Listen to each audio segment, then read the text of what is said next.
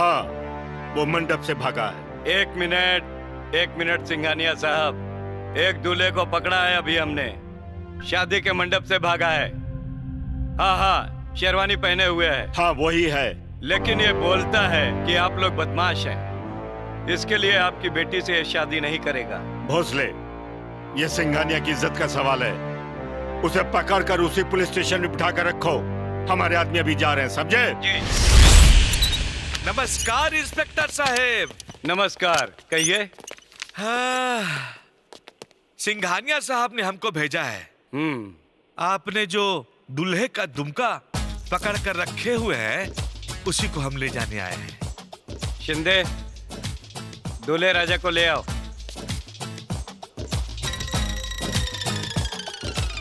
वाह इंस्पेक्टर साहब, आपने जो पुण्य का पुर्निया किया है, भगवान आपको कन्यादान का कटिहार देगा। ठीक है, ठीक है। अभी कौन आप फता गिल? अरे भगचोनहरा, जब एक बार कह देनी कि वो बदमाश के बेटी संगे बियाह ना करब, ना करब, ना करब। ए बबुआ, ढेर फड़फड़ा के फारबिसगंज मत बना। तोहार बियाह के बथना उहे लड़की से होई। एकदम ना होई। इसको जल्दी से ले जाओ यहाँ से। ए, पकड़ के। अरे तोरी बहनी का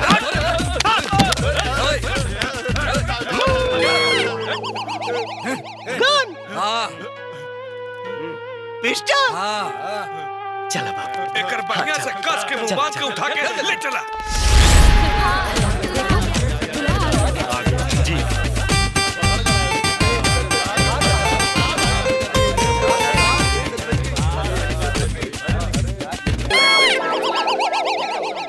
अरे लाइट को क्या हो गया? जल्दी कीजिए जजमान, मुहूर्त निकला जा रहा है। हाँ, पंडित जी ठीक बोल रहे हैं।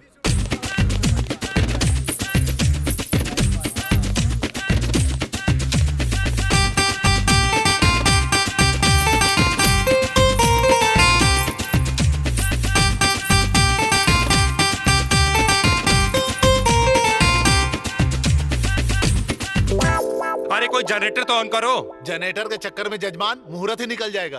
पंडित जी, अंधेरे में शादी शुरू कीजिए। हाँ पंडित जी। ओम वक्रतुंड महाकाय सूर्यकोटि समप्रभा निर्विघ्नं कुरु मे देव सर्वकार्येषु सर्वदा। ओम स्वस्ति न इंद्रो बृहस्पतिः स्वस्ति नो पूषा विश्ववेदाः स्वस्ति नः सारिष्ठिः स्वस्ति नो बृहस्पतिर्दधातु।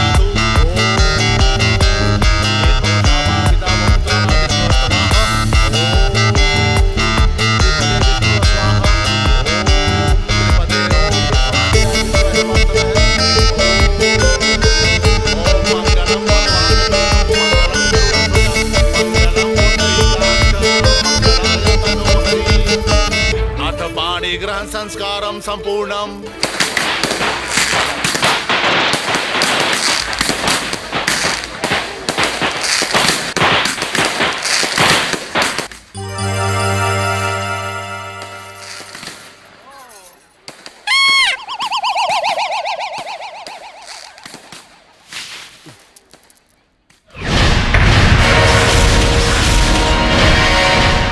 अरे ये किसको उठा के ले आए?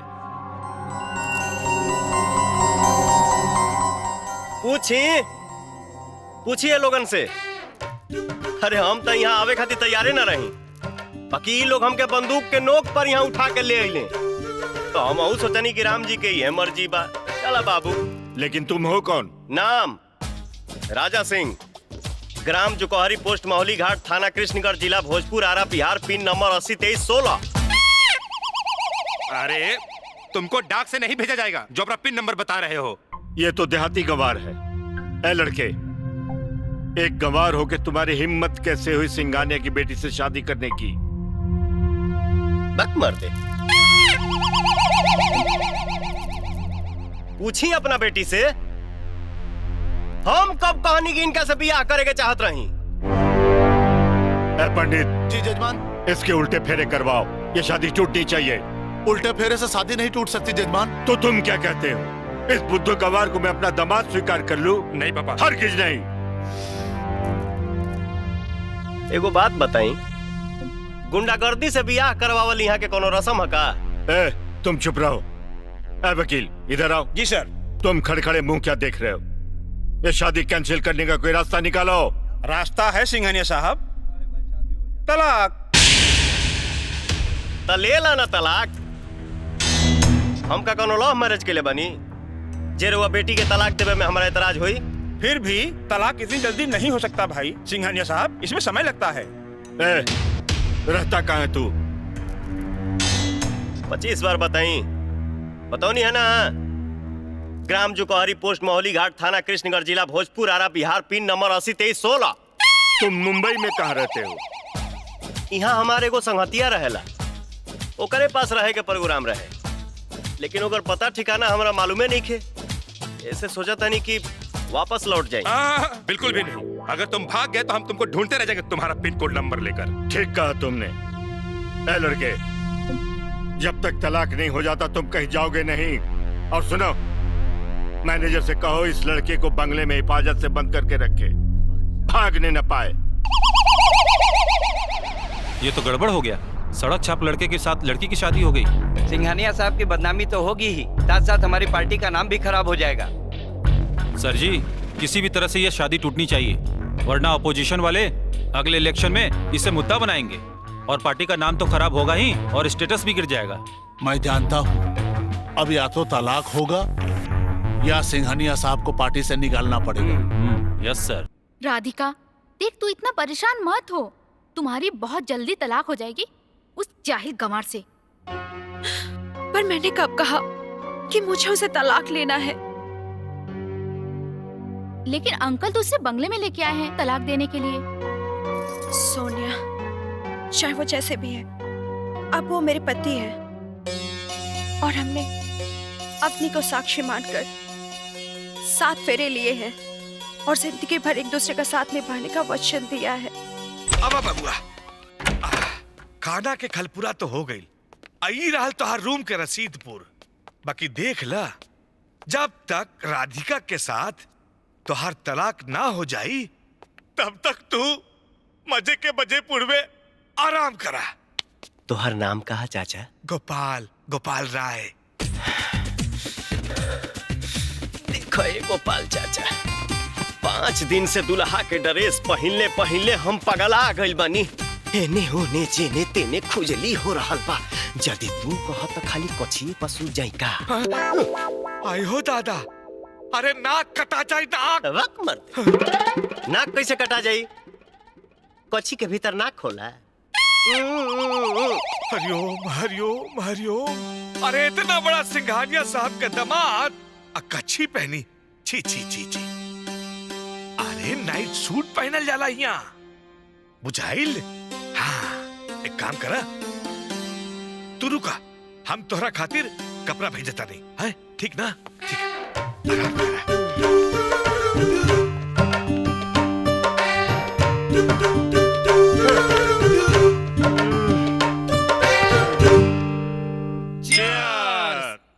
सिंघानिया का होके वाला दामाद मंडप में पहुंचा से पहले ही भाग गई। अच्छा?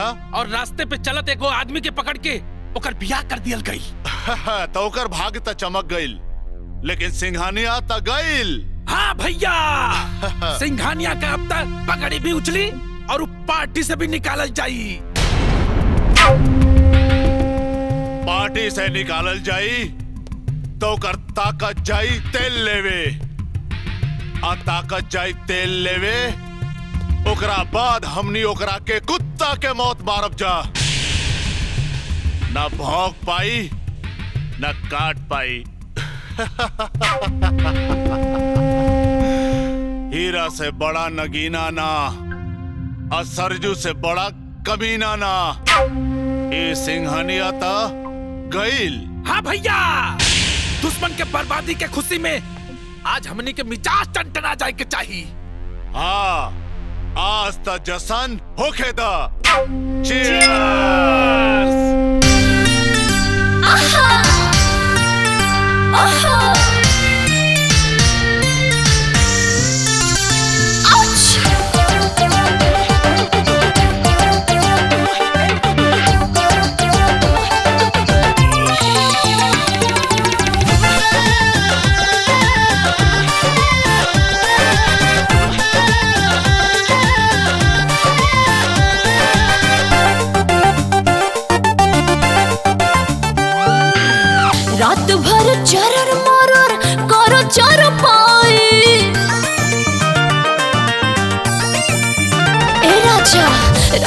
भर चरन मरन कर चर पाई, रात भर चरन मरन कर चर पाई, मलाई खूब काटला,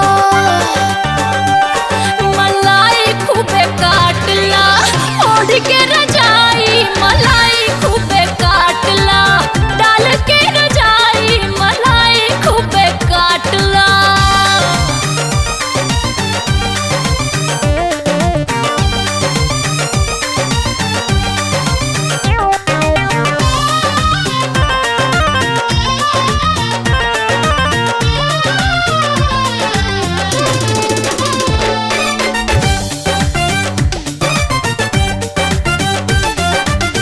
पहिला उठानी हो पियोर बजवानी, केहू नहीं कैले बाहिल छेड़खानी।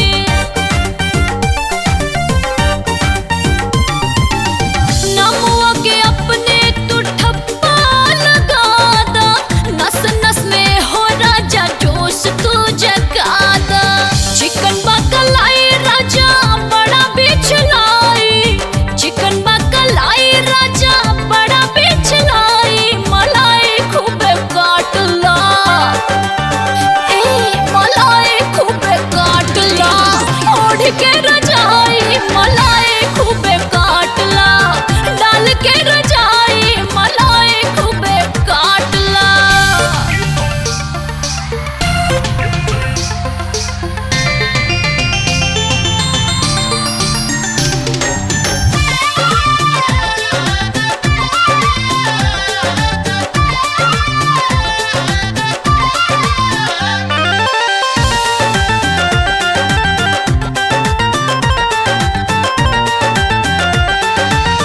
बुकिंग बा आज के बिहान से न पैबा, एही बेरा खाला ना ता बड़ा पछतैबा। एहो ऑफर बा खुला आवा झूला में समा जा, धके अखबारी में दबौले रहा राजा। भाग जाई जाड़ा जब देह गरमाई, भाग जाई जाड़ा जब देह गरमाई, मलाई खूब काटला, मलाई खूब काटला, ओढ़ के रजाई मलाई खूब काटला, ओढ़ के रजाई मलाई खूब काटला।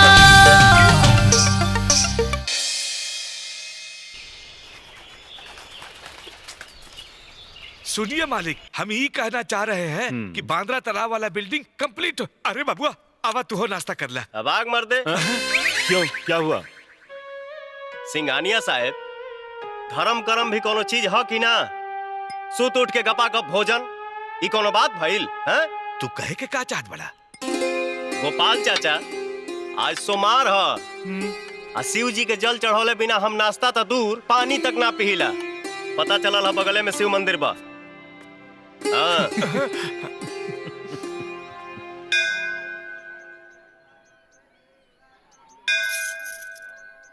जय भोलेनाथ।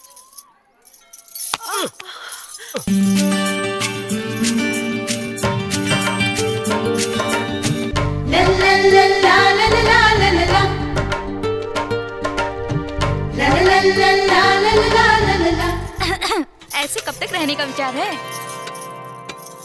गलती से टकरा गई हैं, माफी चाहता हूँ। आपने मुझे गिरने से बचा लिया, बहुत बहुत धन्यवाद। मेंशन नोट बोलिए ना। माने? ऐसा तब बोलते हैं जब कोई धन्यवाद या थैंक यू बोलता है। ओफो सोनिया, छोड़ना। अच्छा पकड़, तूने रखा था और मुझे बोल रही है छोड़ने के लिए। चल हट। तुम सिंघानिया साहब की बेटी राधिका हो ना? अच्छा, तो आपको मेरा नाम भी पता है? बात उतर आते गोपाल चाचा से तुहार नाम सुन ले रही। वैसे पूजा पाठ में तुहार बहुत मन लगेला।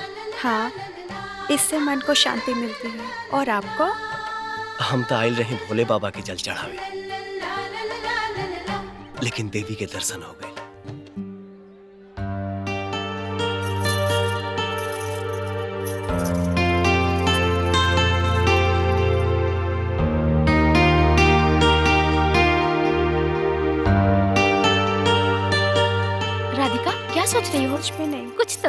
जय भोलेनाथ। अरे बोलो ना।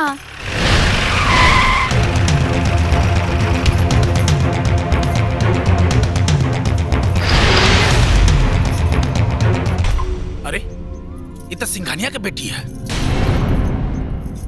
जद एकरा के हम उठा ले, सिंघानिया साला वह करेगा जौन हम चाहेगा। ए, आज मिजाज टनटना जाए के चाहिए।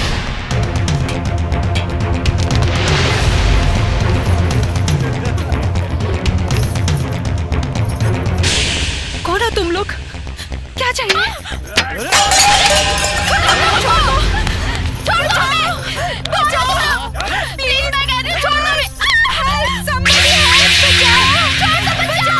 है भैया, छोड़ दो जा।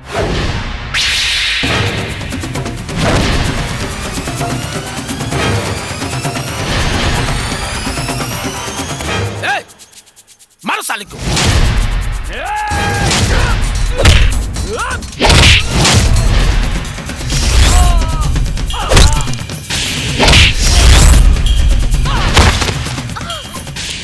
ये तो हमार दोस्त राजा हवे। तो चल के जल्दी से अपना दोस्त के बचावा, फेविकॉल लगा के। ए, तोनी के इतना मारब के बंस चलावे खातिर मरद उधार खोजे के पड़ी।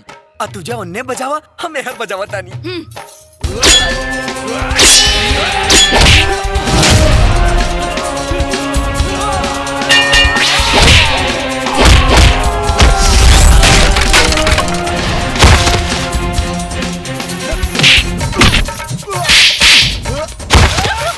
ऐसे मारल जाला? तब कैसे? हम बतावतानी।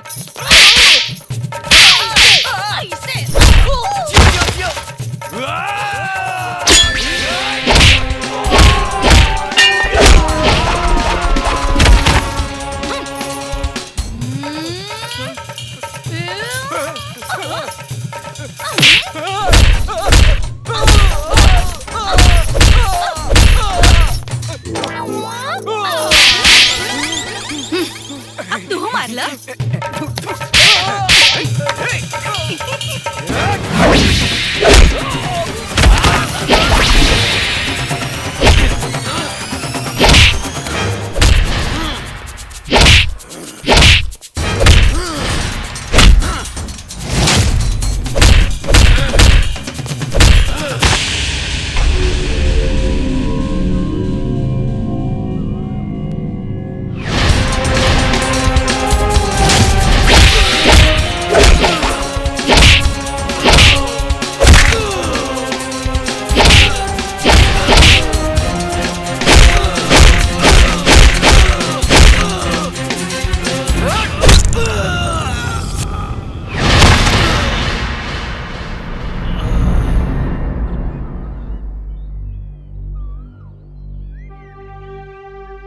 तू लोग जा घरे।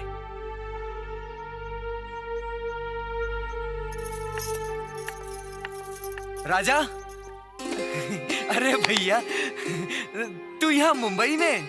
मत पूछा हरी, बहुत बड़ा कहानी बा भाई। ता हमनियों के सुनावा ना, फेविकॉल लगा के। तू यहाँ पहुँच गईलू? चौंके की कोनो जरूरत नहीं खे राजा। हम तार पीछा करके नहीं की पहुँचनी, बल्कि संजोग से पहुँच गई नहीं। वो दिन तोरा चलते हमके पुलिस पकड़ के ले गई। का जरूरत है हमारा रूम में चप्पल छोड़ के भागे के? भक्ति ना तो का करती, सटल रहती फेविकॉल लगा के। अरे हम पूछा था नहीं, चप्पल छोड़ के काहे भगालू? कपड़ा उतार के कैसे भक्ति? एक कहाँ से पकड़ के ले आइला? अरे ई तितली बिया, छपरा जिला से आयल बिया, हमरा साथे नाच गा के 4 पैसा कमाए खातिर। इनकर नाच हम देख ले बानी। तभी हमार दिल भी देख राजा, फेविकॉल लगा के। एकरा बाती के बुरा ना मनिया, बोल चाल में चाहे जैसे होके, बाकी स्वभाव में एकदम चिकन बिया। चिकन होके चाहे रूखर, ये दिल बिल के चक्कर में हम नहीं पड़ सकत। जाता नहीं। भाई सुनी ना, यहाँ मुंबई में ना हमनी के एको छोट के बिहार बसौले बानी, जोगेश्वरी तबेला के बगल में। ओकर नाम बा आरा कॉलोनी, और अपन गांव देश के बहुत सारा लोग रहेला भाई। तो हम चाहब रहुओ चली ना हमार बस्ती में। ठीक बा, चलब आज ना काल। तो ठीक बा, हम काले ही जाए जब रहुआ लेवे खातिर। पक्का। पक्का भैया। कभी चप्पल छोड़ के ना भागे के चाहिए।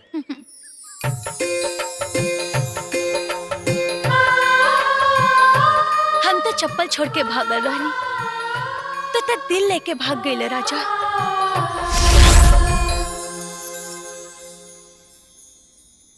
आप ठीक है ना? कहीं चोट तो नहीं लगी? आपके मुँह से भोजपुरी अच्छी लगती है। सही। अच्छा तो ये बताओ, तो के कहीं चोट तो ना लागल? आपके होते हुए भला मुझे कैसे चोट लग सकती है? क्या खूब मारा अपने उन बदमाशों को। वो लोग तो के छेड़त रहे, भला हम कैसे छोड़ते? अरे आपको तो चोट लगी है।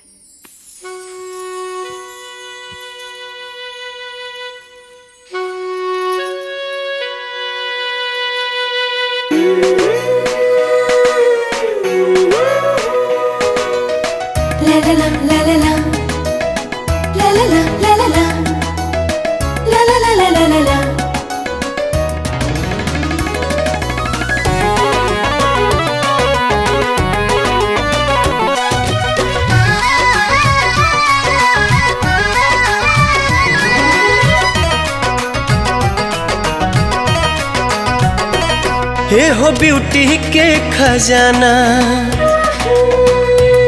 बड़ू लव लेटर के पाना।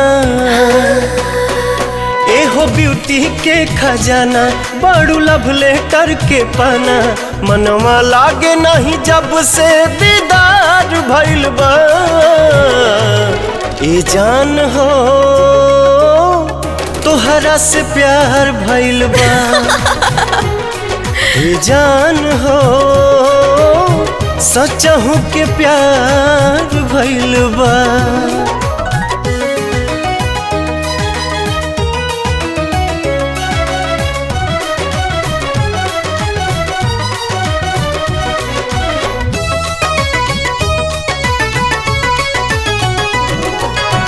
जिंदगी संवर गइल प्यार तोहर पाके। राखब कर जवा से हरदम सटके।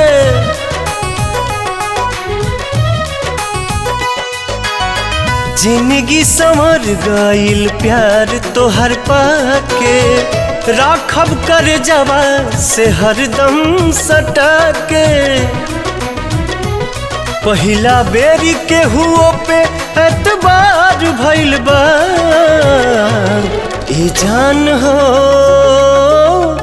तोहरा से प्यार भइल बा।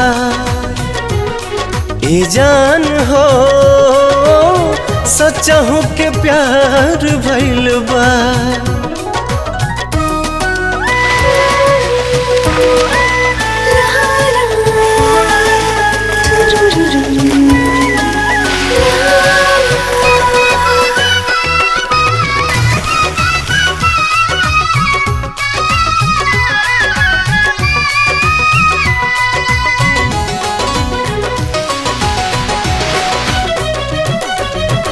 लाखों में से एक तू ही मिलल बड़ू यार हो। रूपवा के अपने बनाला पहरेदार हो।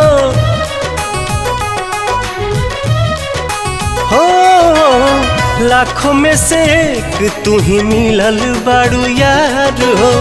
रूपवा के अपने बनाला पहरेदार हो। अखिया अखिए में बतिया करार भइल बा। ए जान हो तोहरा से प्यार भइल बा। ए जान हो सचहु के प्यार भइल बा।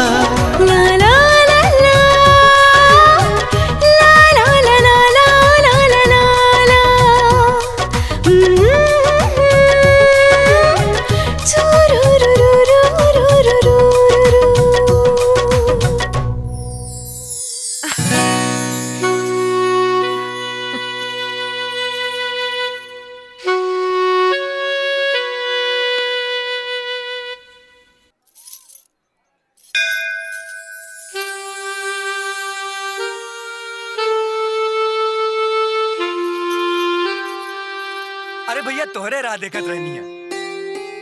राधिका, ये हमार दोस्त हरी। नमस्ते। नमस्ते। और ये हमार मेहरारू। का तो आर भाऊजी। अरे ई बात हमरे आरा कॉलोनी वालन के पता चली तो धमाल हो जाई भाई। राधिका, हरी हमरा के अपना बस्ती ले जाए खातिर आइल बा। हाँ। यदि तू चलबू तब तुमसे मिलके गांव के लोग के बहुत खुशी हुई। खुशी तो मुझे भी होगी, लेकिन अरे भौजी तू चिंता मत करा, चला। चली।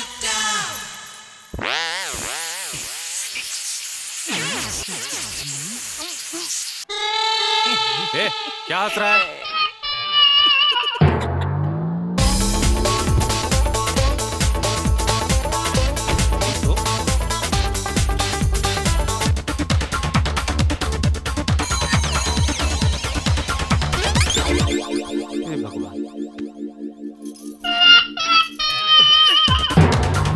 अरे रुक!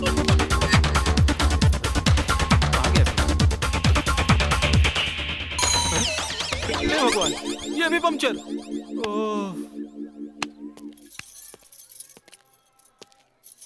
ड्राइवर। जी मैम साहब।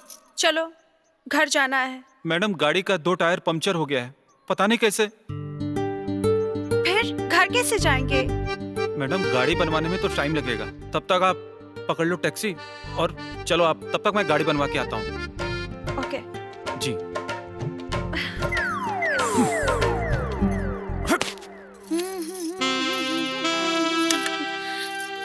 राजा, आज हम तोहरा करेजा पर बिजुरी ना गिरा देली तो हमार नाम पे तितली रानी ना फेविकॉल लगा के। तितली। ओहो तितली, तू एजा बैठल बाड़ू? हरी तोहरा के बाहर बुलावा ताड़े। अपन बस्ती में हरी के दोस्त राजा आइल बा। का? हाँ। राजा?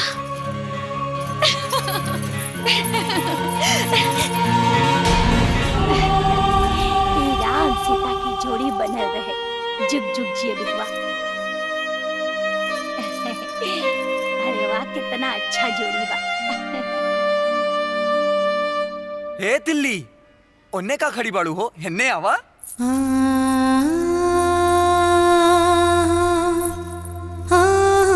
भौजी, ई हैं तितली, लोग इनका प्यार से तिल्ली कहेलन।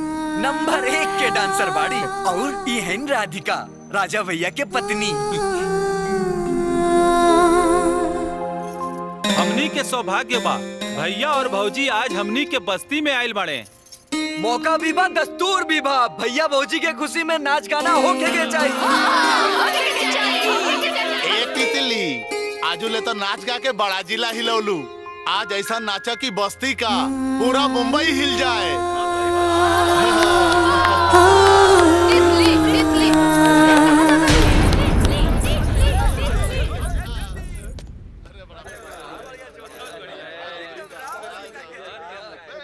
का तू ही का कहत बाड़ू तितली?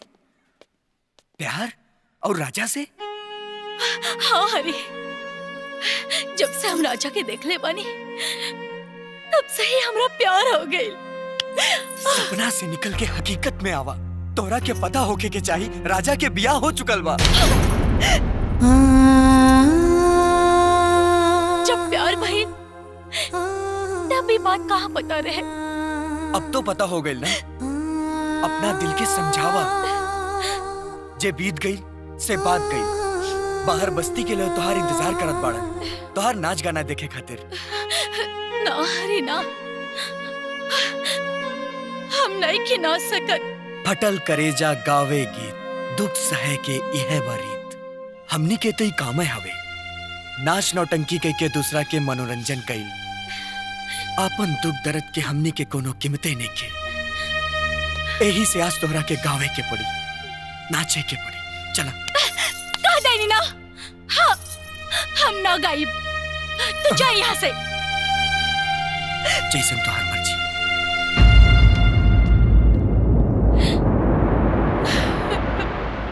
ए भैया भौजी के साथ ले आवो। अच्छा का बात बा? भौजी के छोटकी बहनियों बोलावा। बोलावा तनी रुको। ए भैया भौजी के साथ ले आवा, भौजी के छोटकी बहनियों बोलावा, ठुमका लगावा मस्ती में। उतरल बा चांद देखा आज हमरा बस्ती में, उतरल बा चांद देखा आज हमरा बस्ती में, उतरल बा चांद देखा आज हमरा बस्ती में।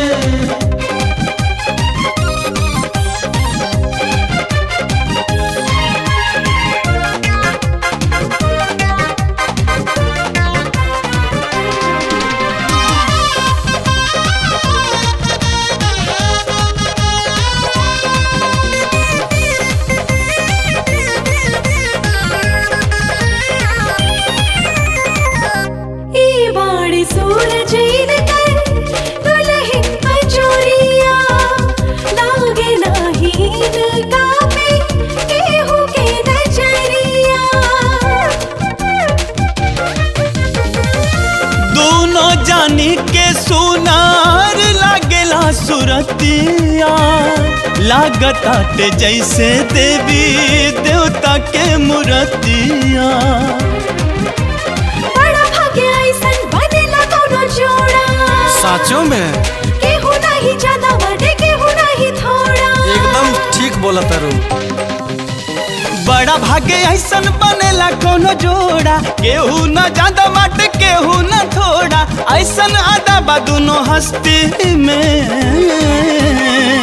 उतरल बा चांद देखा आज हमरा बस्ती में, उतरल बा चांद देखा आज हमरा बस्ती में, उतरल बा चांद देखा आज हमरा बस्ती में। ओ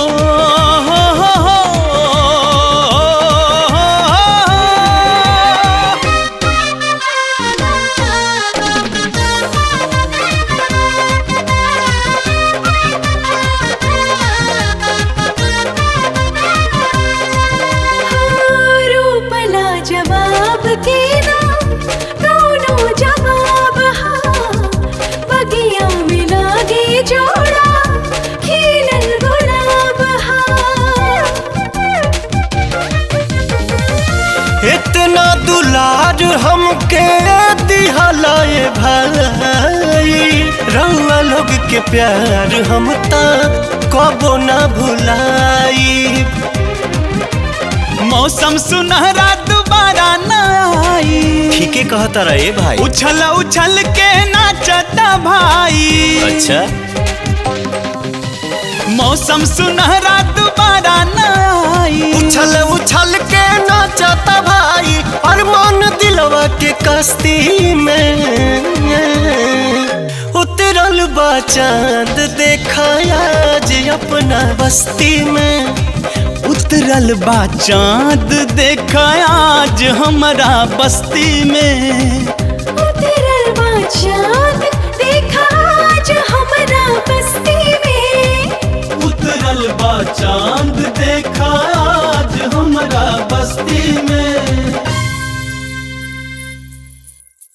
तुम लोगों से कितनी बार मैंने कहा कि जब तक उस गवार का तलाक राधिका के साथ नहीं हो जाए तुम लोग उसे अकेला नहीं छोड़ोगे, मगर तुम लोगों ने मेरी किसी बात पर ध्यान ही नहीं दिया। पापा कहाँ गई थी तुम और इस गवार के साथ क्या कर रही थी? जवाब दो। पापा मैं मंदिर गई थी और वहाँ गाड़ी खराब हो गई तो ये मुझे यहाँ ले आए। ए लड़के, एक बात कान खोल के सुन लो। ये सच है कि राधिका के साथ तुम्हारी शादी गलती से हुई है, लेकिन हकीकत यह भी है कि उसके साथ तुम्हारा कोई रिश्ता नहीं है और तुम अच्छी तरह जानते हो कि राधिका के साथ तुम्हारा तलाक होने वाला है। लेकिन पापा, और जिसके साथ तलाक होने वाला है उसके साथ घूमने से कोई फायदा नहीं। अब आग मरते। हमार मतलब जब सच्चाई सबके पते बा तो हमें बदनामी के सवाल कैसन? इसलिए कि सच जब तक चप्पल पहनता है, झूठ तब तक पूरे समाज का चक्कर लगा चुका होता है। हेलो, हाँ वकील साहब। वाह, ये तो बड़ी अच्छी खबर सुनाई आपने। चलिए कल कोर्ट में ही मिलते हैं। ओके।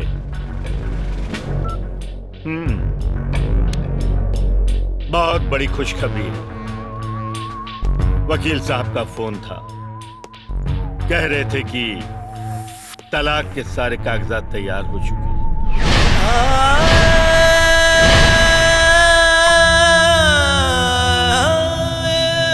बस कल तुम दोनों को कोर्ट जाना है और उसके बाद तलाक हो जाएगा और फिर तुम दोनों हमेशा हमेशा के लिए इस नकली रिश्ते से मुक्त हो जाओगे।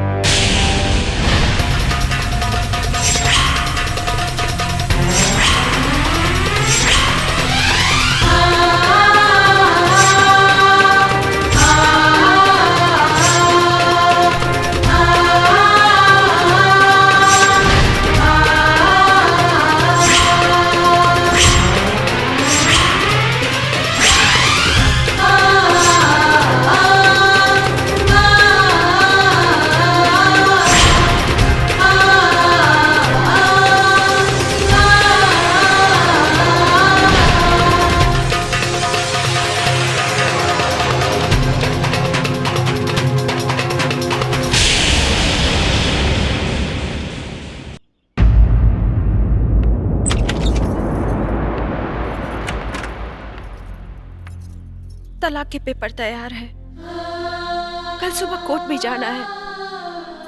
अब क्या होगा? वह हुई जे नसीब में लिखा हुई। नसीब? अगर नसीब में तलाक ही लिखा होता तो भगवान हमारी शादी गलती से क्यों कराते? हो सका था कि हमनी के साथ इतने दिन तक लिखा लोगे। नहीं राजा, नहीं। हमारा साथ 7 जन्मों तक का है। ये सच है कि हमारी शादी गलती से हुई थी, मगर ये भी सच है कि मैं तुमसे बहुत प्यार करती हूँ और तुम्हारे बिना जी नहीं सकती। मैं मर जाऊंगी लेकिन तलाक के पेपर पे साइन नहीं करूंगी। कभी नहीं करूंगी, कभी नहीं करूंगी। राधा,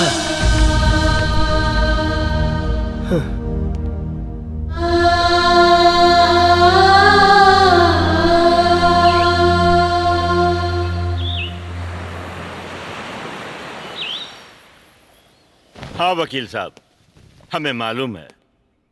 ठीक है, हम समय पर कोर्ट पहुंच जाएंगे। ठीक, ओके। रामू, कमला। जी मालिक। जी मालिक। तुम राजा को बुलाओ। जी। और सुनो जी। जाके राधिका को बोलो जल्दी से आ जाए, हमें कोर्ट पहुंचना है। जी मालिक। जय, गाड़ी निकालो। मालिक, राजा साहब कमरे में नहीं है, पूरा बंगला देख लिया, नहीं मिले। मालिक, राधिका दीदी अपने कमरे में नहीं है। क्या हुआ पापा? चलिए ना। राजा और राधिका दोनों गायब हैं। What? अपने आदमियों से कहो कि वो शहर का चप्पा चप्पा छान मारे।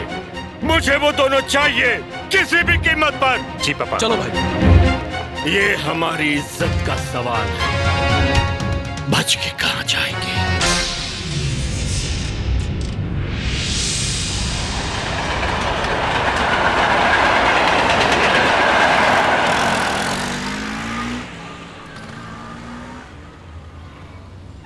एगो बात हमरा समझ में भी नहीं खियावत कि तू दोनों भागत काहे बाड़ा। तोहनी पति पत्नी बाड़ा, बालिक बाड़ा, पूरे समाज के सामने तोहनी के शादी भइल बा, तब भागे के का जरूरत बा? राजा, कानून भी तोहरा साथे बा। अपना पत्नी के अपना साथे गांवे ले जा।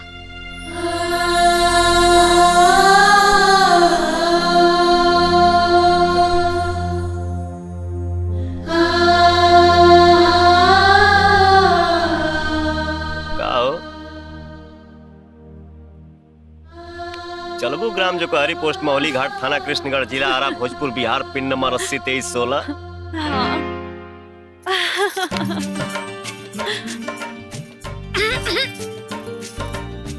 ये सटे के टाइम ना हो, तभी कॉल लगा के।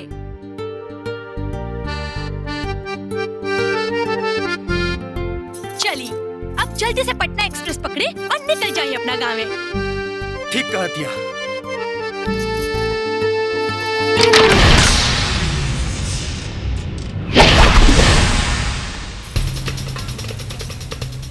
देखते क्या हो, मार डालो साले को।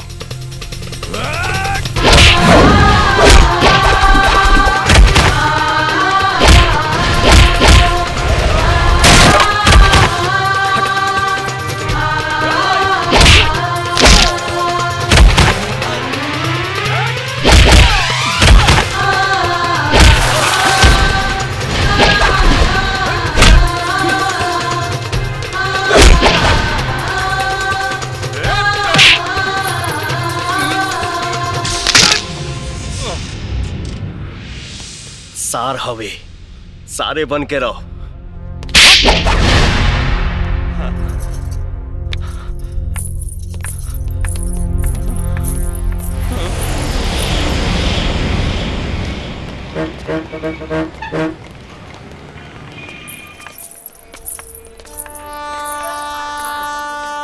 ए भैया, ट्रेन सिटी दे दिलस, लागत खुले वाली बिया।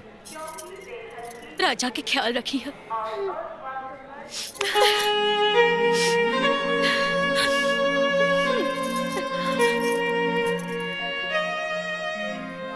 कभी कभी हमने के भी याद कैल करिया, फेविकॉल लगा के।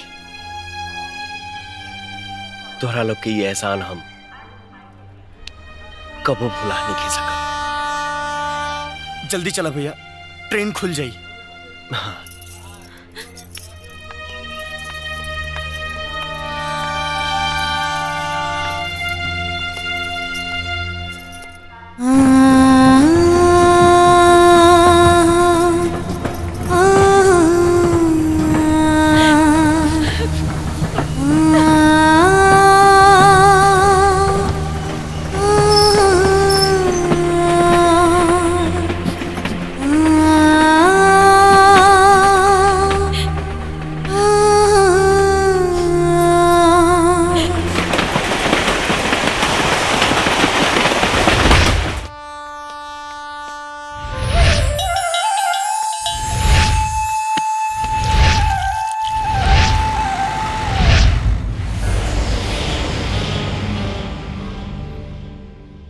ब्याह के मंडप से हमार नाक कटा के फरार हो गेल रहले और अब पधर ले बाड़े उहो शहर से डायरेक्ट ब्याह करके। बेटा जटाशंकर, हमार पोता ब्याह करके आइल बा, कोनो चोरी चकारी करके नहीं खे आइल जे तू भबक रहल बाड़ा। बाबूजी, उहे तो हमहू कहतानी। बाबूजी, माई ठीक कहती है। अरे खाक ठीक कह रहल बिया, खेत एक मुकदमा चल रहल बा, घरे में तोहार बहन जवान कुंवारी बैठल बिया, बबलू के पढ़ाई लिखाई के पैसा जोड़े के बा से अलग, और ऊपर से ये नौटंकी। तो ऐसे काहे न कहती कि दूसरा के खेस बेटा पे निकालतानी। गुड़िया खीस बटलो ही पे। अरे मटरुआ, मुहावरा तो सही बोल। सही मुहावरा है सौतन के खीस कठौती पे। बाबूजी, अब ज्यादा ना खिसाई, दुल्हन घर के लक्ष्मी होली, हमनी के दुल्हन के स्वागत करे चाहिए। अरे लड़की पगला गेल बिया। बबुआ जी, बम्बई से ब्याह कई आइल बाड़ा, त लड़की के जात पात कुल खानदान और धर्म के पता बा कि ना? ए जी, जात पात से का होला, लड़की के बुद्धि विचार और संस्कार अच्छा होके के चाहिए। अच्छा, अब तू भी हमरा के बुद्धि देबू। एकरा बुद्धि बा तबे तो देत बिया, जेकरा बुद्धिए नहीं खे से का दीही। जेकरा केसे नाते झारी का। अरे मटरुआ, मुहावरा तो सही बोल, जेकरे नोहे ना से बकोटी का। हाँ दद्दा। ए बाबूजी, ना हमरा के झारे के बा ना बकोटाई के बा, बाकी राउर पोता जौन कैले बा ना, वो ठीक नहीं खे कैलस। सुना, जब तक माई बाबूजी के पैर ना छुआबू ना, तब तक ये लोग रिसियाइले रही हैं। जा जाके पैर छुआ जा। सदा सुहागन रह बहू। दूधो नहाओ पुतो फला।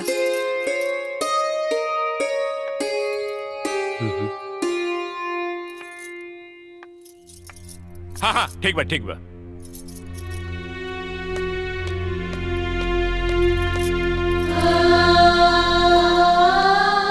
माई आरती उतारे ना। देखा, परेशान मत होकर। बाबूजी बहुत सीधा हमें 1-2 दिन में पिघल जी। हाँ बबुआ, बहू एने आवा।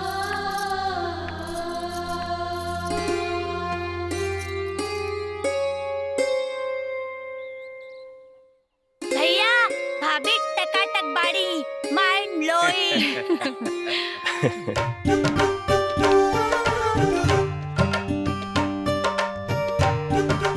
चला भीतरी चला। चला आवा भौजी चला।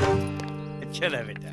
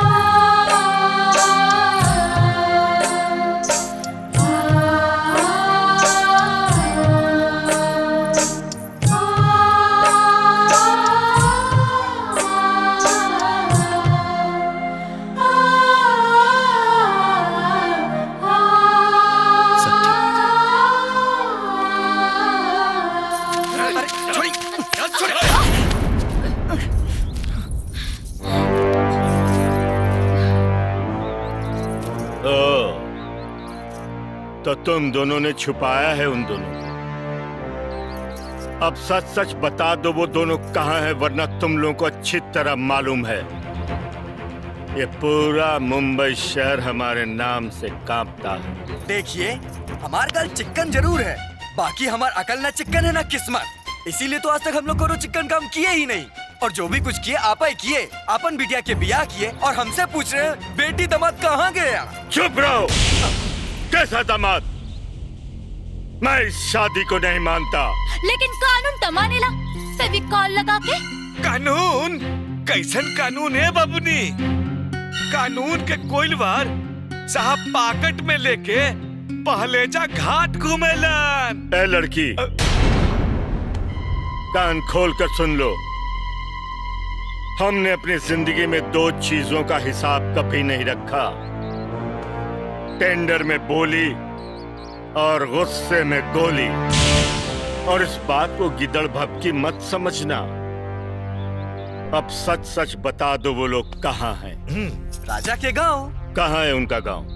हमको पता है साहब। अरे वो बार बार अपने गांव का नाम हमको बताता था, वो भी पिन नंबर के साथ। जय विजय। जी पापा। राजा के गांव चलने की तैयारी करो। हमें अपनी बेटी को लाने के लिए अगर जरूरत पड़ी तो खून की नदियां भी बहा देंगे। ए साहेब, बुरा न मानी तो एको बात कहे। बिहार में रउआ से एको पत्ता भी नहीं ली फेविकॉल लगा के। काहे से कि वहाँ बच्चा बच्चा के हाथ में कट्टा होला। और एक बात और जान ली, जेकर मेहरी सुंदर ओकर होला ठट्ठा, और जे बोलेला खट्टा ओकरे पे चलेला कट्टा। सही कहता रो। काट के फेंक दी है ना, तब पता भी न चली कि सिंघानिया के रहे, ओकर बाल बच्चा के रहे और ओकर पता ठिकाना का रहे। फेविकॉल लगा के। Shut up! निकल जाओ तुम दोनों यहाँ से, वरना तुम दोनों के टुकड़े टुकड़े करके गली के कुत्तों को खिला दूंगा। लड़की सच कह रही थी साहब। अगर बिटिया को सही सलामत लाना है तो दादागिरी के दाऊदपुर दिखा के नहीं, बल्कि प्रेम के पंचरुखी दिखा के लाना होगा। मतलब वहां जाके हम लोगों को बोल के बनियापुर में मिठास का मढ़ौरा घोलना पड़ेगा। लेकिन ये हो कैसे सकता है? भोजपुरी सीखना पड़ेगा। भोजपुरी? भोजपुरिया लोगन के रहन सहन तौर तरीका ये सब सीखना पड़ेगा। फिर हम लोग जाके बिटिया के समझा बुझा के लेके चले आएंगे। ओ तो रवा लोग के भोजपुरी सीखे के बा ई जान के हमरा बड़ा खुशी भइल कि रवा लोग के मन में भोजपुरी प्रेम हिलोर मार रहल बिया। ए मास्टर बैठो। बैठे। सॉरी मास्टर, हम भोजपुरी बोलना तो दूर हम सुनना भी पसंद नहीं करते, लेकिन हमें मजबूरी में एक इमरजेंसी केस है इसलिए सीखना पड़ रहा है। इमरजेंसी केस? ऐसा कौन इमरजेंसी पड़ गई महाराज? ज्यादा बको मत। अगर तुमने हम तीनों को 3 दिन के अंदर ठीक से भोजपुरी नहीं सिखाया तो तुम्हारी खोपड़ी उड़ा दूंगा। जरूर सिखा दे। बाकी तमाचा तो हटा ली महाराज। अच्छा एक बात बताइए, भोजपुरी सीखने के लिए इसका व्याकरण भी सीखना पड़ेगा? ना ना, एकदम में ना। यह तो एगो भाषा हो जेकर कोनो मानक व्याकरण नहीं खे। जे जेतने बड़ थे थर ओकर व्याकरण ओतने मजबूत। तो ठीक है, इसको भोजपुरी में कह के बताओ। चाहे दर्जनों खून कर डालो, मगर पुलिस के सामने यही कहो कि हमने एक मच्छर भी नहीं मारा। 7 बेर सतुअन, अब भतार के आगे दातुअन। कमाल है, भोजपुरी में इतनी बड़ी बात इतने कम शब्दों में बोली जाती है। हाँ? जी महाराज, जैसे हिंदी में लमहर को बात के पूछल जाला क्या मैं अंदर आ सकता हूँ, तो भोजपुरी में उतना लमहर बात के पूछल जाला छोटहन में ढूकी। ढूकी ढूकी। और इसको क्या कहेंगे कि हम दबंग जरूर हैं, लेकिन पढ़े लिखे भी हैं। पढ़ला फारसी या बेचला तेल, देखो भैया करम के खेल।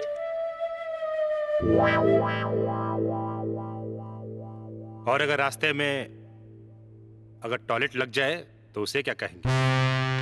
पापा पूछ लेता हूँ, पता नहीं रास्ते में कब लग जाए। हाँ हाँ पूछ लेते हैं। बताइए। अगर रास्ते में टॉयलेट लग गया तो उसको क्या कहेंगे? झाड़ा लागल बा।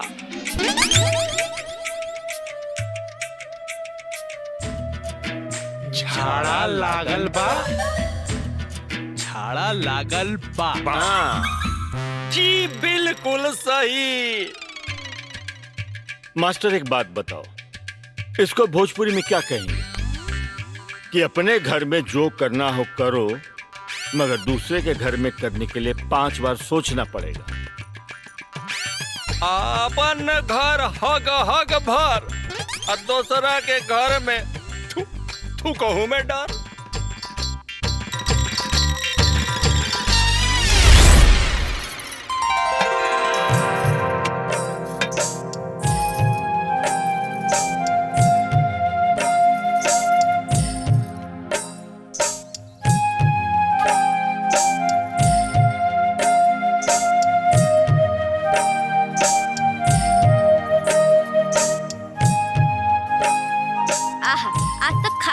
मजा आ गई। भौजी तोहरा हाथ में जादू बा जादू। इतना बढ़िया खाना ई घर में पहली बार बनल बा। देखिए खाते खाते अंगुरिया मत खा जाइए। देखा बहू, मेहरारू के बड़ाई भइल तो लइका सुर में सुर मिलावे लागल।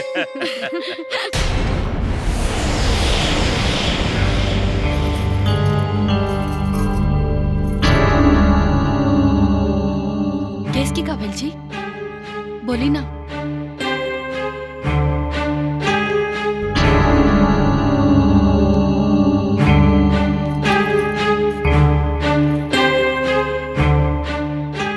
राजा के माई, हमार बहू के पैर बड़ा शुभ बा जी।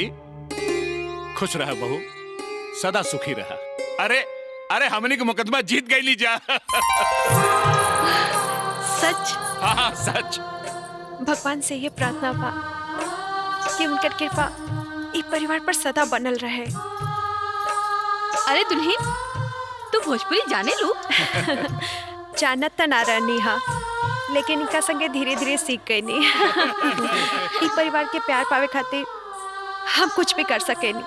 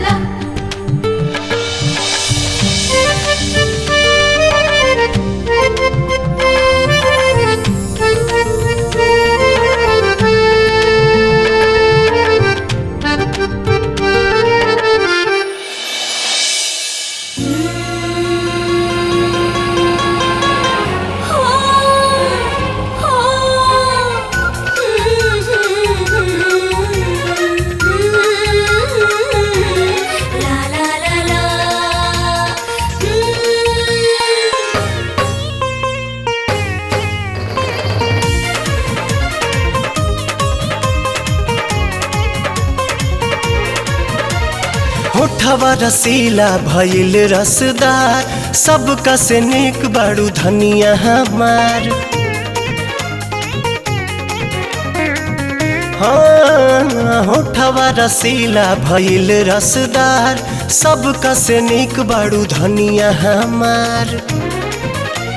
सुनाए सजनिया बाड़ू लक्ष्मनिया जिए के तू ही आधार। डोलेला जियारा हमार देख तोरी पातर कमरिया, डोलेला जियारा हमार देख तोरी पातर कमरिया।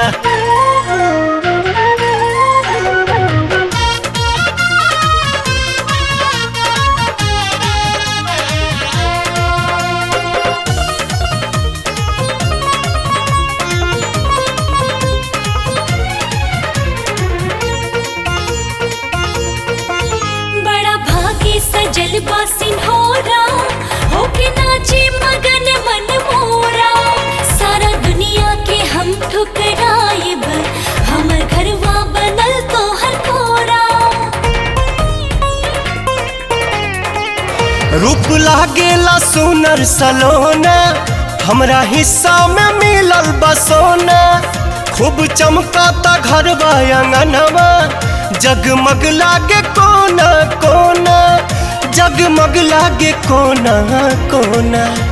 सूरज के किरनिया चांद के चंदनिया फीका बसोझा तोहार। मनवा होखेला बेकरार मरेलू जब तिरछी नजरिया, डोलेला जियारा हमार देख तोरी पातर कमरिया।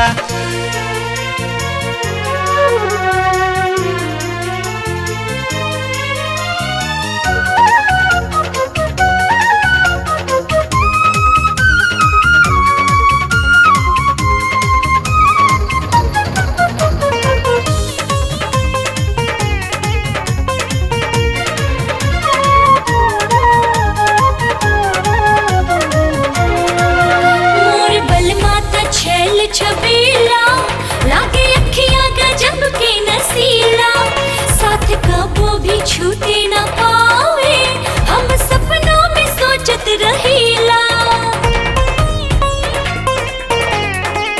जान महरे जमनिया ये रानी, पोरे पोरे भरल बानादानी। अब तक खुशी के नइखे ठिकाना, लागे पागल भइल हम बानी, लागे पागल भइल हम बानी। सुनाए सुगनिया मन के मोहनिया, सचा मिलल हमरा प्यार कैसे करी इंतजार पास तनी सटा गुजरिया डोले लजिया हमार देख तोरी पातर कमरिया। साहब जी प्रणाम साहब जी। अरे मैनेजर साहब, हमरा मालूम बा कि हमरा का बतावे आइल बानी। नयका बिल्डिंग के हिसाब किताब दिखावे आइल बानी। काम काम काम। अरे महाराज जीवन भर कामे करत रहब, घूमी फिरी मौज मस्ती करी, सिनेमा देखी। कांदीवली में सिनेमा लागल बा, उठाई ले घुंघटा चांद देखला, जाई देखी। अरे भोजपुरी फिल्म बड़ा मजेदार होला। सही बोलनी नु मैनेजर साहब। अब बोली हमार भोजपुरी कैसन लागल?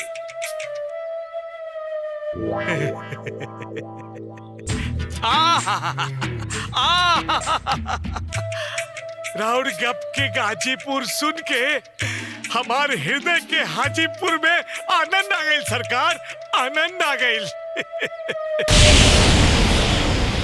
आनंद तब आई मैनेजर साहब, राजा के गांव जाए के तैयारी करी। हम अपना बेटी के त लेके अइबे करब, बाकी अपना भोजपुरी जबान के मिठास से राजा के जिंदगी में जहर घोल दे।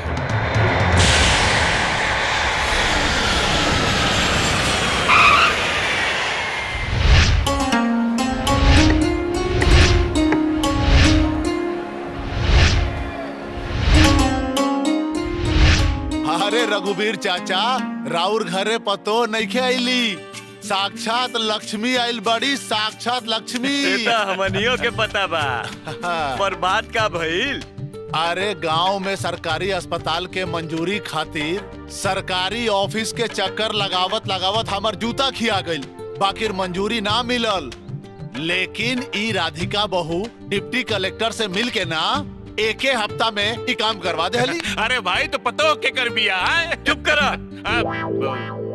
जब बहू आइल रहे तब तक तू देसी मुर्गी के छिला लंडा जैसन मुंह बनेले खड़ा रहलो, आज बड़ा बबाई लुटत बड़ा है।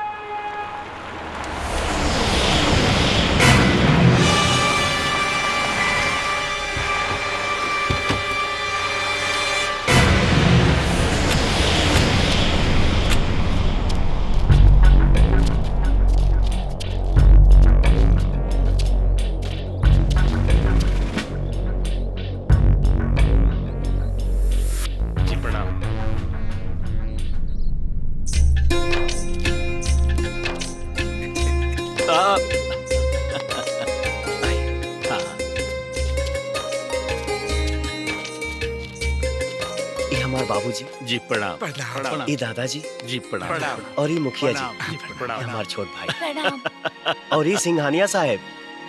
अरे प्रणाम जी प्रणाम प्रणाम। और हम राजा के ससुर, और ये हमार बेटा जय और विजय, और ये हमार मैनेजर गोपाल जी। आओ भाग की रउआ सबे हमारा घरे पधारनी। ढूकी अब मतलब मतलब अंदर चली। आइए चलिए चलिए चलिए चलिए भीतर चलिए। पापा प्रणाम। पापा खुश रह, सदा सौभाग्यवती रह। पापा आप मुझसे नाराज है ना? नाराज? वो कहे के बेटी, अरे अरे औलाद के खुशी में तब बाप के खुशी होला, हम कहे के नाराज हो। अच्छा आप सब बैठिए, मैं चाय लेके आती हूँ। अच्छा आई आई। बाबूजी अचानक रहुआ यहाँ? सरप्राइज देवे आ गई नहीं। रहुआ भी हमरा बिना बतौले राधिका के लेके यहाँ आ गई नहीं। बाद में हम सोचनी तब अपना गलती के हमरा बड़ा एहसास भई। कुछ रस्म रिवाज भी बाकी रह गए रहे। एगो तो बेटी बिया, कौन अरमान में कमी न रह जाए। अरमान? हाँ बेटा, हमनी के समाज में एकरा के पग फेरा कहल जाला। जोना में लड़की बियाह करके फिर नैहर लौट जाली आ दामाद जाके ले आवल। जी हमनी के यहाँ एके दोंगा कहल जाला। तो समझी कि हम अपना बेटी के दोंगा करावे आइल बानी। अगर रउआ लोग की मर्जी होखे त। समझी जी, एकर मतलब ही भइल कि राउर हमार घर आंगन सुना करा आइल बानी जा। अरे भाई, जब बहू चल जाई तो सब कुछ सोना हो जाई ना। बाकी रउआ ओकर पिता बानी, रउआ के भी हक बा ना। भला हमनी के का इतराज हो सकेला? अरे जब रउआ इतराजे नहीं के तब फिर बात का बा? जल्दी से विदाई कर दी। आज बड़ा शुभ दिन बा। हाँ समधी जी पहला बेरी घर आइल बानी। आज तो जलसा होखे के ही चाहिए। हाँ बाबूजी, रउआ कह देनी तो जलसा शानदार होकी।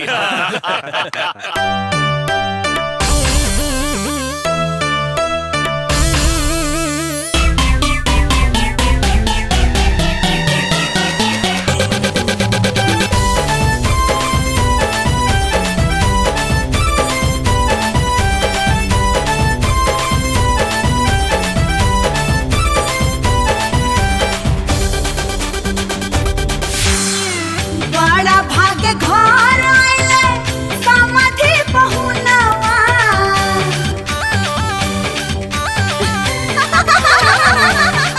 हाँ, बड़ा भाग्य घर आइले समाधि बहुनवा। धोती में चुराइल हले मोटा कहबे लालवा। लिहल चुराय अपना धोती में बेलानवा।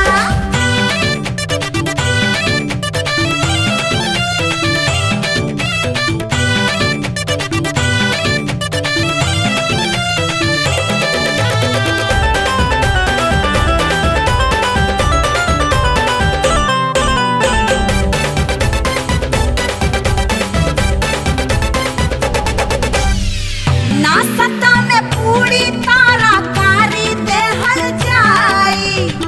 थोड़े खई है थोड़े इनके गमछा में बनाई। अरे नाश्ता में पूरी तारा कारी देहल जाई। थोड़े खई है थोड़े इनके गमछा में बनाई। रंगले बाड़े ओठ अपन खाके मगही बनवा। रंगले बाड़े ओठ अपन खाके मगही बनवा। धोती में चुराइल हले मोटा कहबे लानवा। लिहल चुराय अपना धोती में बेलानवा।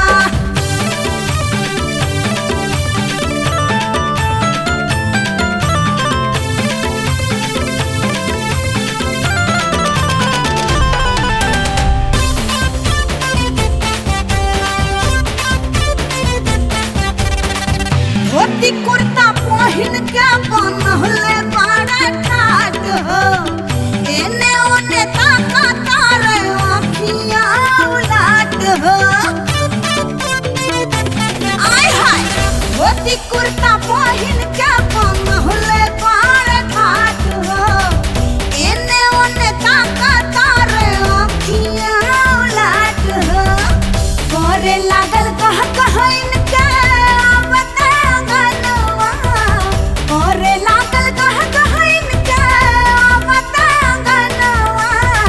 धोती में चुराई लिहले मोटा कहबे लानवा। लिहल चुराय अपना धोती में बेलानवा।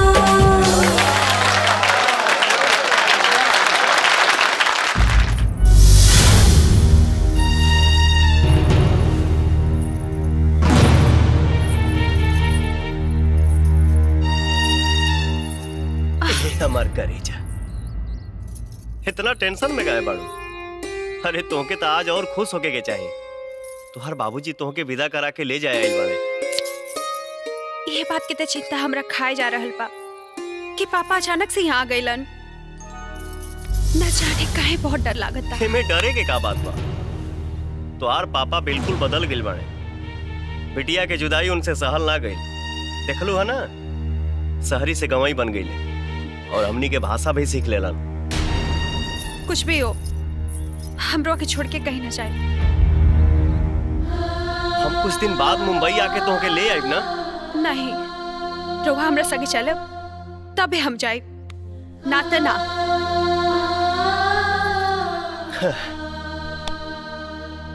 अच्छा ठीक बा, हम तोरा साथे चलब। खुश तनी मुस्का दो, काहे कि तू जब मुस्कालू ना तो ऐसा लागेला जैसे गरीब के झोपड़ी में ललटीन जर गई होगी।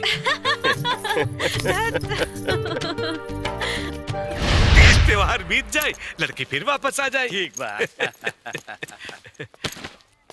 अच्छा दादाजी, आशीर्वाद बेटा। प्रणाम। हाँ। चलिए चाचा। प्रणाम। खुश रहा। अच्छा प्रणाम। हाँ प्रणाम। आई। अरे उतर जाए भो। अरे बहुत भारी बा जी, अब आज्ञा दी। जी जी जी प्रणाम। अच्छा प्रणाम प्रणाम।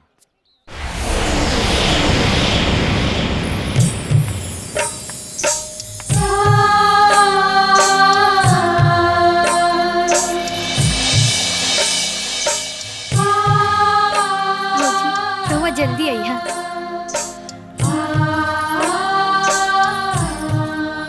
खुश।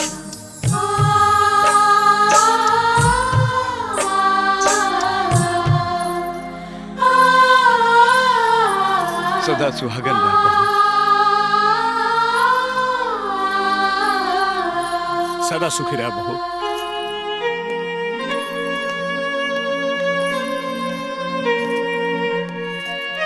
बेटा, बहू के लेके जल्दी ही वापस आ जाइए, नहीं तो हमनी के मन न लागी। जी बाबूजी, हमनी के बहुत जल्दी वापस आइब जा। हाँ बेटा, खुश रहा, जल्दी आइए। चल।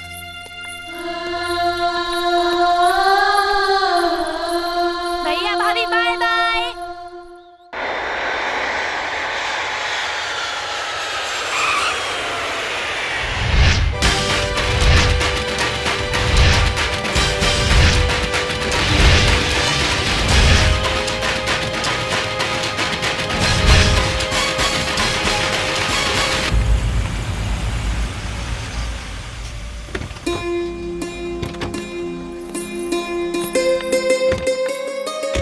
आओ बेटा आओ,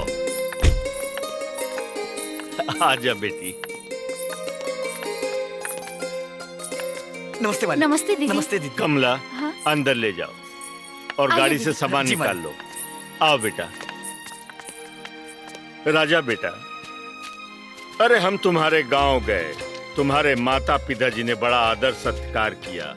हमको पहली बार पता चला कि शहर से अलग एक दुनिया भी है, लेकिन तुमने जो किया वो अच्छा नहीं किया। उठ हरामखोर, हमारी बेटी को लेके भागा था, भूल गया कि वो सिंघानिया की बेटी है, सिंघानिया की। अगर तू पताल में भी छिप जाएगा ना तो मैं तुम्हें खोज निकालूंगा।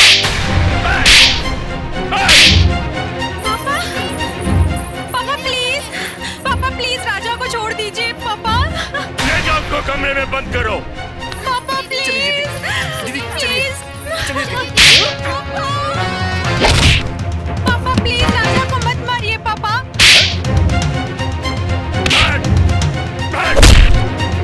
पापा मेरे राजा को छोड़ दीजिए। पापा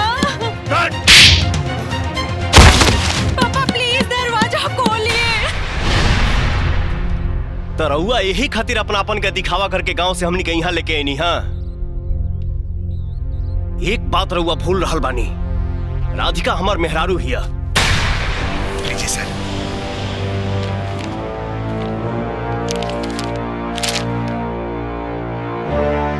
चुपचाप तलाक के इस पेपर पर दस्तखत करो और दफा हो जाओ यहाँ से, वरना यहाँ से तू नहीं तेरी अर्थी जाएगी।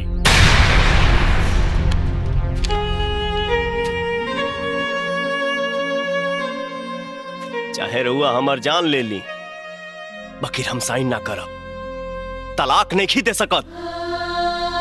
कहे कि हम राधिका से बहुत प्यार करीला। हम तुम्हें तब तक मारते रहेंगे जब तक तुम राधिका का नाम नहीं भूल जाओ।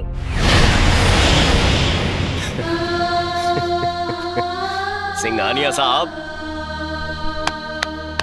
भोजपुरिया जवान है, जियल भूल सकीला, लेकिन ओकरा के नहीं भुला सकत जेकरा संगे जिए मरे के कसम खैले बानी। प्यार कैले बानी, कोनो चोरी ना। सिंघानिया साहब, मारे के बाद तो दिल पर गोली मारी, दिल पे।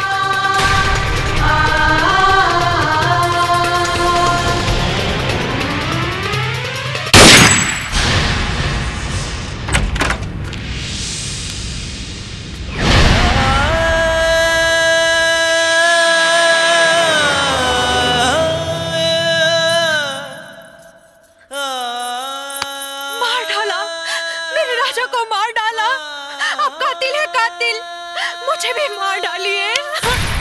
राजा जिंदा, मैंने हवा में गोली चलाई थी। और ये लो डाइवोर्स पेपर, इस पर दस्तखत करो। नहीं, मुझे मार डालिए, लेकिन मैं इस पेपर पे साइन नहीं करूंगी। मैं राजा के बिना नहीं जी सकती। तो राजा के साथ रह कभी तुम जिंदा नहीं रह सकती। इस पेपर पर दस्तखत कर दो, वरना हम तुम्हें नहीं, हम राजा को गोली मार देंगे। नहीं।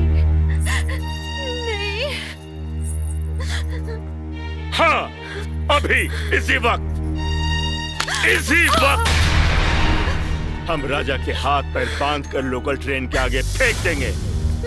यहाँ हर 5 मिनट पर एक ट्रेन गुजरती है। और इस तरह से समझ लो कि 1 घंटे में उसकी लाश के इतने टुकड़े हो जाएंगे, पुलिस को भी पता नहीं चलेगा कि कौन सा टुकड़ा उसके शरीर के किस हिस्से का है। और तुम्हें अच्छी तरह मालूम है, ये काम हम बहुत आसानी से कर सकते हैं। चलो। शाबाश। और अब इस कागज पर अपने साथ साथ राजा के भी दस्तखत करवा कर ले आओ।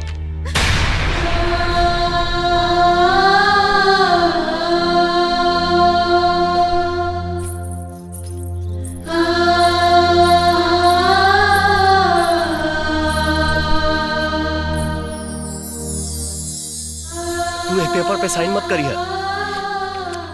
हम साइन कर चुकल बानी। ना, ऐसा नहीं हो सकत, ये सब झूठा। तू साइन नहीं कर सकत, काहे कि हम तो से बहुत प्यार करीला।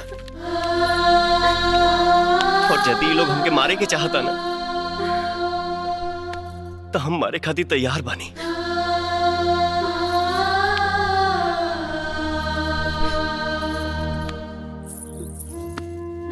राहुल विधवा बनके जीते जी मरला से तो अच्छा बा कि हम रउआ से दूर रह के मर मर के जिंदा रही।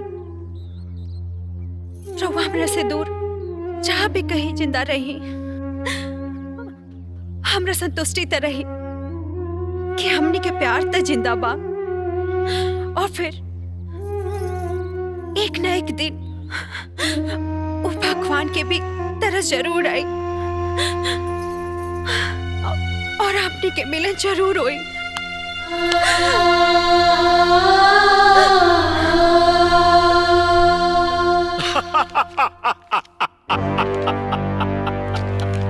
देखा, हमेशा जीतने वाला सिंघानिया फिर जीत गया। आज की रात इस जीत के नाम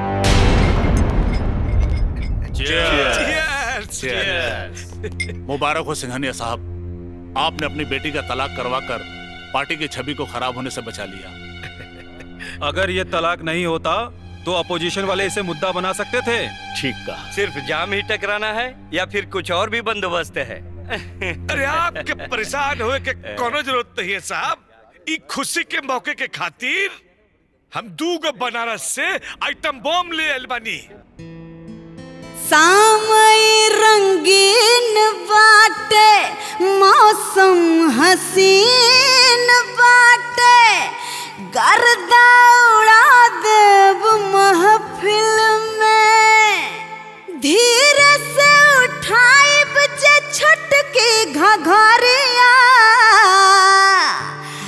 गर्मी चढ़ा देब सबके दिल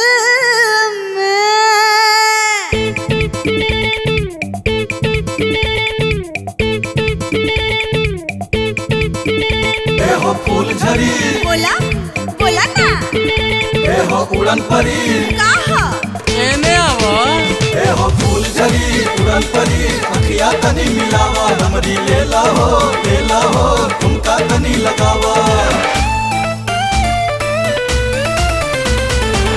ऐसे न मारा है तू नजरिया अरे हिला के नाचा हो हिला के ऐसे न मारा है तू नजरिया अटरिया हिल जाई हो ऐसे न मारा है तू नजरिया अटरिया हिल जाई हो हिल जाई हो हिल जाई हो हिल जाई हो हिल जाई हो छुआ बजे पतहरी कमरिया नाचा नाचा छुआ बजे पतहरी कमरिया बिजुरिया गिर जाई हो ऐसे न मारा तू नजरिया अटरिया हिल जाई हो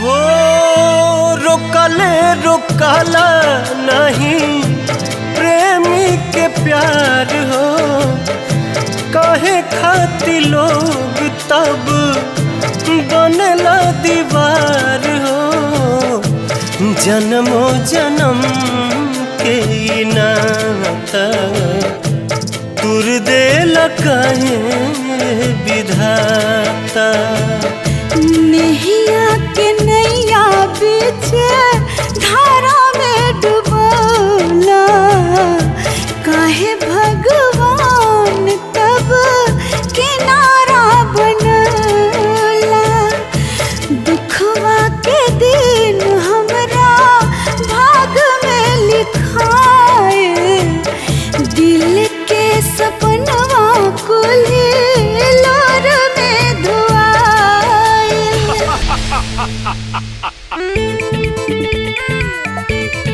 हिल जाई कमर हमर हिल जाई हा हिलते कमर माजा मिल जाई हा जबरी जे छुआ बसरिया जबरी जे छुआ बसरिया अछुरिया चल जाई हा ऐसे न मारा तू नजरिया अटरिया हिल जाई हा ऐसे न मारा तू नजरिया अटरिया हिल जाई हा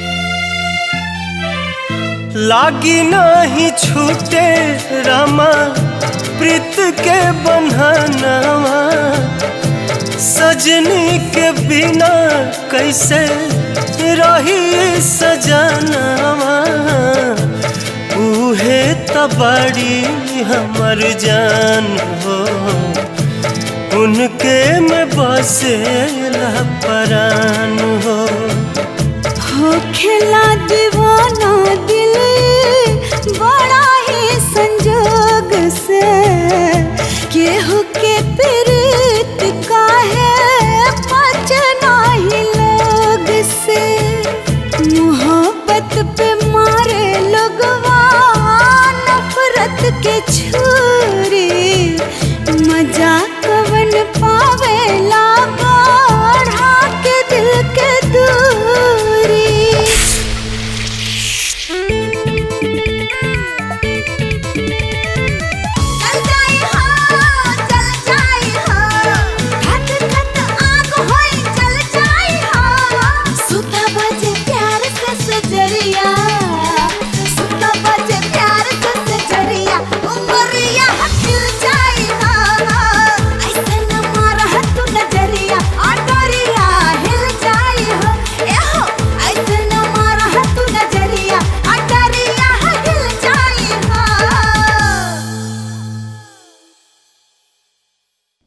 मालिक मालिक, राधिका दीदी बेहोश हो गई है मालिक। विजय, डॉक्टर को फोन लगा। Hello doctor.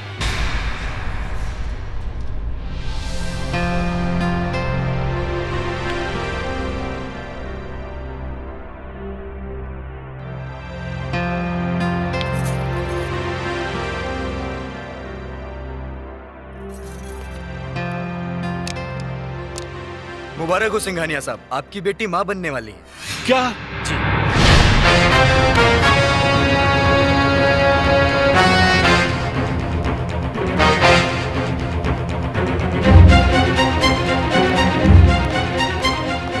अब क्या होगा पापा? मेरा दिमाग काम नहीं कर रहा है। ये बात अगर बाहर फैल गई तो बड़ी बदनामी होगी, और इस बार इलेक्शन भी लड़ना है। विरोधी इसको मुद्दा बना लेंगे। आखिर क्या किया जाए पापा? अब तो एक ही रास्ता है, एबॉर्शन।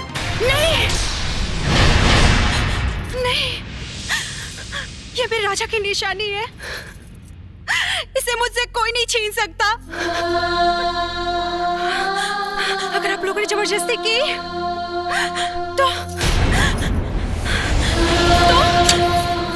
तो मैं अपनी जान ले लूंगी। हाँ, मैं जान ले लूंगी। नहीं नहीं नहीं बेटा, नहीं बेटा, ऐसा मत करना। क्यों? क्या इसलिए कि ये मेरी वजह से इलेक्शन का टिकट नहीं मिलेगा आपको? विरोधी पार्टी इसे मुद्दा बनाएगी। आपको राजनीति की चिंता है, करोड़ों की जायदाद की चिंता है, समाज में अपनी हैसियत की चिंता है, लेकिन मेरे सुहाग की चिंता नहीं, मेरे होने वाले बच्चे की भी चिंता नहीं है, मेरी भी चिंता नहीं है। तो मैं जीकर क्या करूंगी पापा? मुझे मर जाने दीजिए, मुझे मर जाने दीजिए पापा। नहीं नहीं नहीं नहीं बेटी, ऐसा मत कर। हम लोग ऐसा कुछ नहीं करेंगे जो तुम्हें पसंद नहीं। हाँ बेटी, ऐसा कुछ नहीं करेंगे।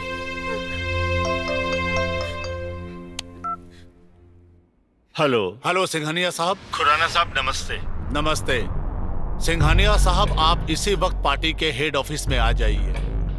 अभी? जी हाँ, अभी। लेकिन आपका आना बहुत जरूरी है सिंघानिया साहब, क्योंकि इलेक्शन के टिकट का बंटवारा करना बहुत जरूरी है। जल्दी आइए। लेकिन प्लीज कम सून। ठीक है, आता हूं। Thank you.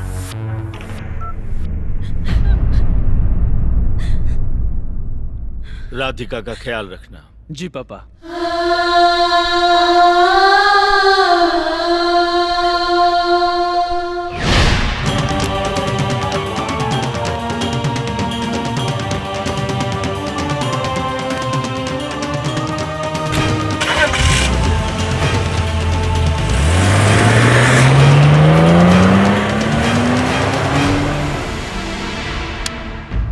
घड़ी दो घड़ी के साथ रहे, बाकी जिंदगी भर याद रहे। भूल चूक हो के तो माफी चाहता नहीं।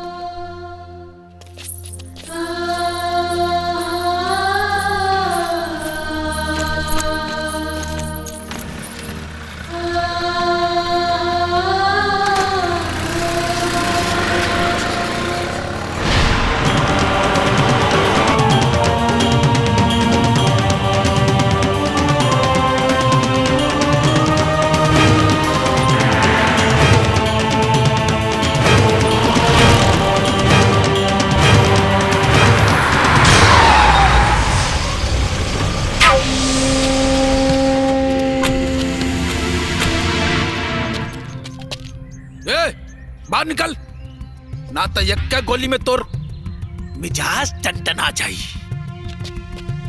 चल बाहर निकल।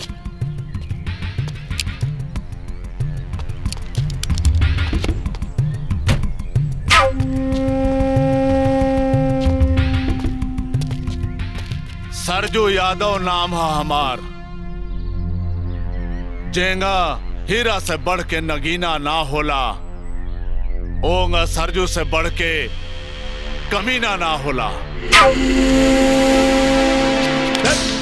रुका रुका,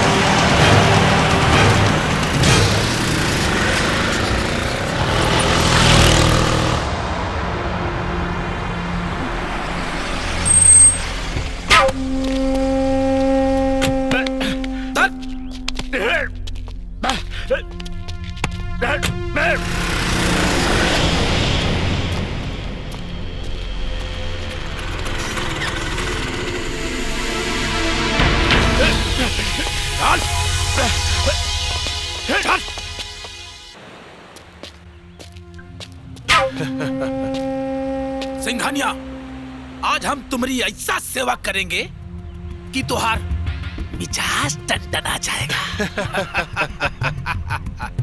देखला हमार पावर, जब चाहती ना चूंटी लेखान मसल के रख देती। सरजू यादव नाम है हमार, सरजू यादव। भैया छक छो गोली डाल दी का खोपड़ी में? ना, अभी ना, अभी तो एकरा बेटा से 10 खोखा वसूले के बाद बोले तो 10 करोड़। ओकरा बाद एक ऐसन हाल करब कि जिंदगी भर एकरा दूसरा के हाथ के जरूरत पड़ी, खाए खातिर भी आ धोए खातिर भी। भैया एक हाथ दोनों काट दे, काट दे, काट।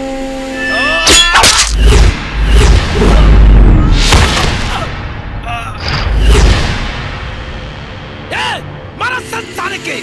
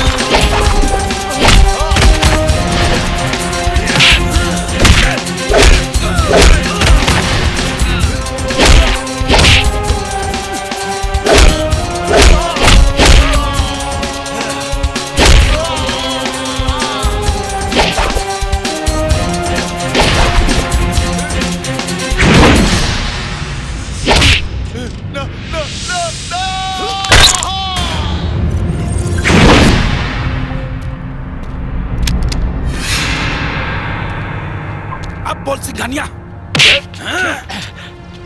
आज तो तय टंटना जाइबे।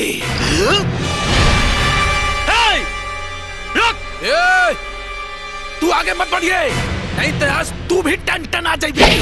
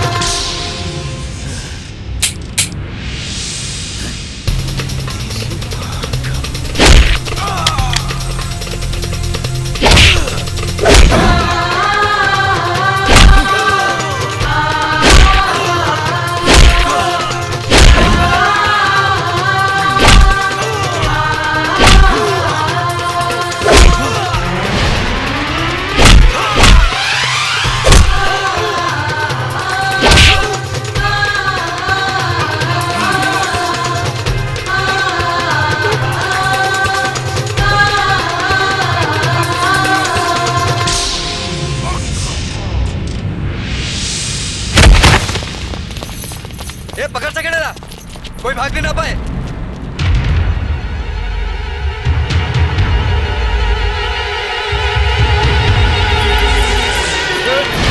राजा राजा राजा जल्दी हॉस्पिटल ले चलो, जल्दी।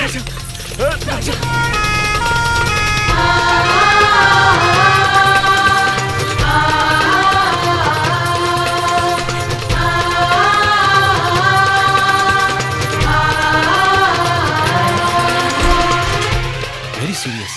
डॉक्टर डॉक्टर जितना रुपया चाहिए तुम ले लो, जितनी दवाइयाँ चाहिए तुम मंगवा लो, लेकिन इस बच्चे को कुछ नहीं होना चाहिए। इसकी जिंदगी बचा लो डॉक्टर, इसकी जिंदगी बचा लो।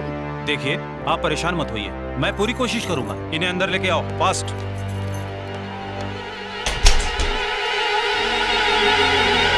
राजा राजा राजा, पापा पापा, राजा को क्या हुआ पापा? राजा को कुछ नहीं होगा। हाँ वो ठीक हो जाएगा, पापा घबराओ मत, राजा को कुछ नहीं होगा, वो ठीक हो जाएगा। खून बहुत बह चुका है और पेशेंट की बॉडी में ब्लड की बहुत कमी है। आप चिंता मत कीजिए डॉक्टर साहब, हम अभी ब्लड बैंक में जाके ब्लड का बंदोबस्त करते हैं। देखिए मैंने ब्लड बैंक में बात कर ली है इंटरकॉम से, बट ऐसा है कि मरीज का ए पॉजिटिव ग्रुप होने के कारण वहाँ पे ब्लड अवेलेबल नहीं है। ब्लड का इंतजाम जल्द से जल्द करना पड़ेगा। तो मेरे शरीर से ब्लड का एक कतरा ले लीजिए, लेकिन मेरे राजा को बचा लीजिए डॉक्टर। हाँ डॉक्टर, पापा बोलिए ना। मेरा खून ले लीजिए, हम सबका खून ले लीजिए, लेकिन राजा को कुछ नहीं होना चाहिए डॉक्टर, कुछ नहीं होना चाहिए। जी डॉक्टर प्लीज। हाँ डॉक्टर। सिस्टर इन लोगों का ब्लड टेस्ट करो। आप सब मेरे साथ आइए।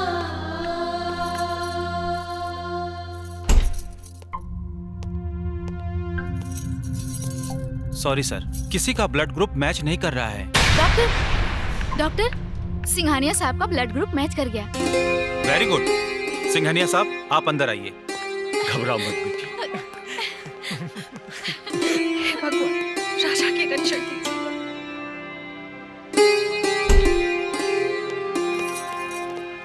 मुबारक हो, ऑपरेशन कामयाब रहा। अब डरने की बात नहीं है।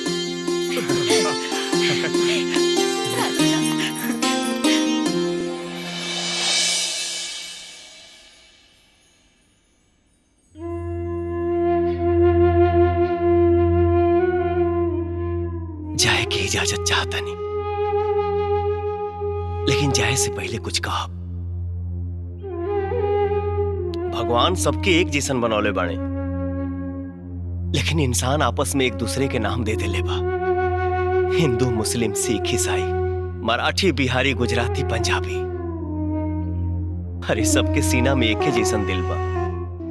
तो हर केहू के हक बा प्यार करे के, ऊंच नीच के भेदभाव भुला के हर केहू के इंसान कहलाए के चाहिए, हर केहू के हिंदुस्तानी कहलाए के चाहिए।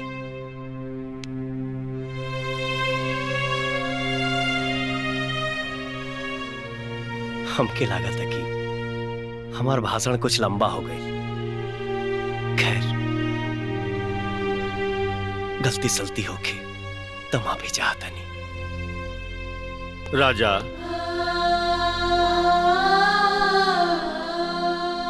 तू एगो ऐसन गलती करके जा रहल बाड़ा जकरा खातिर तोरा के माफ ना कइल जा सकेला।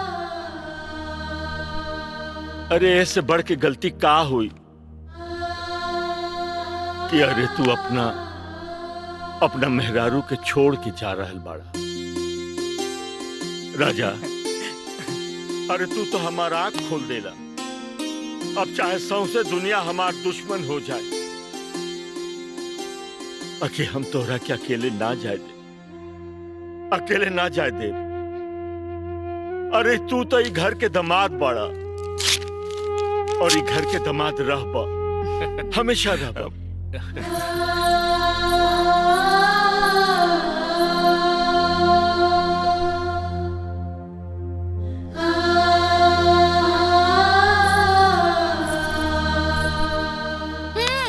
देखत का बाड़ा, सटा लो फेविकॉल लगा के।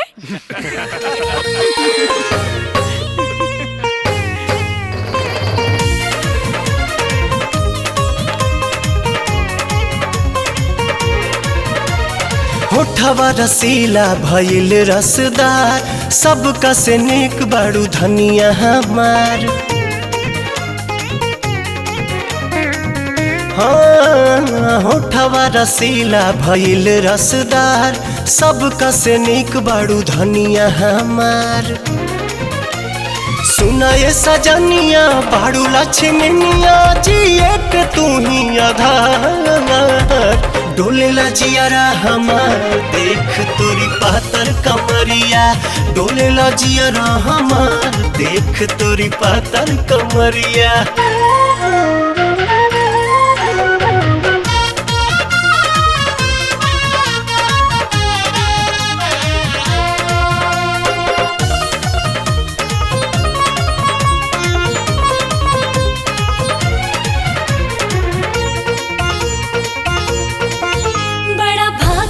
जलवा सिन्होरा होके नाचे मगन मन मोरा सारा दुनिया के हम ठुकराइब हमर घरवा बनल तोहर कोरा